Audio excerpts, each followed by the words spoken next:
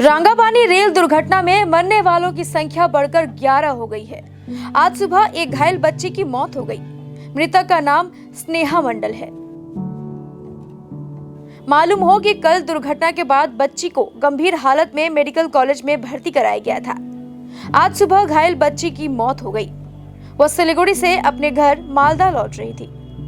उससे पहले ही एक दर्दनाक ट्रेन हादसे में बच्ची की जान चली गई। इस दिन खबर पाकर मृतक के चाचा उत्तर बंगाल मेडिकल कॉलेज व अस्पताल पहुंचे। वो काफी दुखी थे। আমি তো ওখানে প্রেজেন্ট ছিলাম না, তো আমি কি করে বলবো ওদের কাছে ঠিকঠাক হয়েছে আমি না দেখে কি করে বলতে না, আমার চোখে না ওগুলোতে কথা বলার চান্সই পাই না আমরা। মানে ওনাদের যা ক্রিটিক্যাল পজিশন আছে পড়ে আছেন সেগুলো কী জিজ্ঞেস করবো আমরা, সেগুলো আমাদের জেনেছে। এগুলো আপনাদের কাছে একটু জিজ্ঞেস করবো, 1 ঘন্টার মতো আমরা ফ্লাশ করে দিই। 1 ঘন্টার মতো রাত থেকে না শুরু থেকে খারাপ ছিল সেটা। ওই এসে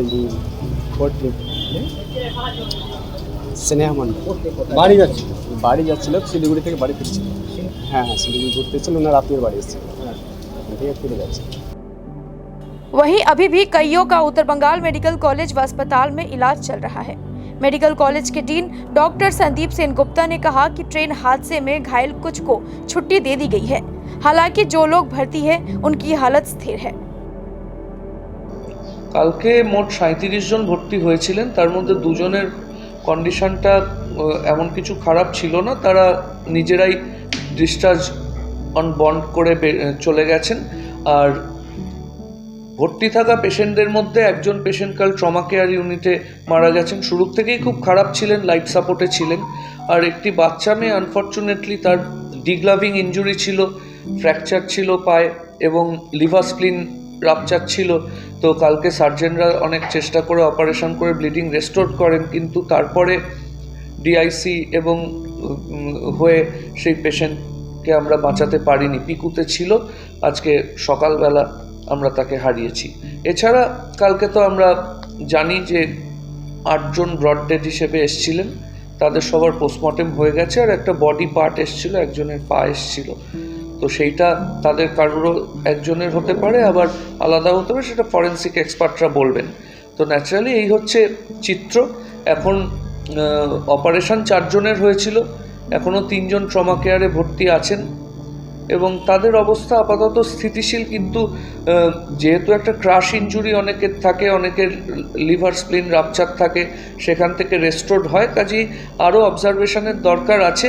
এবং সেই অবজারভেশন তো ডাক্তাররা করবেই, কিন্তু এখনই আউটকাম নিয়ে প্রেডিক্ট করাটা মুশকিল। কিন্তু তাদের অবস্থা এখন আপাতত স্থিতিশীল। দেখুন, মাল্টিডিসিপ্লিনারি বোর্ড আমি কালকেও বলেছি যে মেডিকেল বিভিন্ন প্রফেশনের যারা বিভিন্ন ডিপার্টমেন্টের বা ডিসিপ্লিনের সিনিয়র ডাক্তাররা তারা তো ছিলেন এবং প্রত্যেকে মিলেই ডিসিশন নিয়েছেন। বোর্ড অন স্পট হয়েছে, সেখানে যার সার্জারি, অর্থোপেডিক্স, ক্রিটিক্যাল কেয়ার সবার হেল্প লেগেছে, মেডিসিনের লেগেছে, তারা ওখানে স্পটেই ডিসিশন নিয়েছেন। যেমন পিডিয়াট্রিক্সে একটা বাচ্চা আলটিমেটলি তাকে বাঁচানো গেল না, আরও কিছু বাচ্চা ভর্তি রয়েছে, তাদের ক্ষেত্রে পিডিয়াট্রিক্সেরও পরামর্শ নেওয়া হচ্ছে।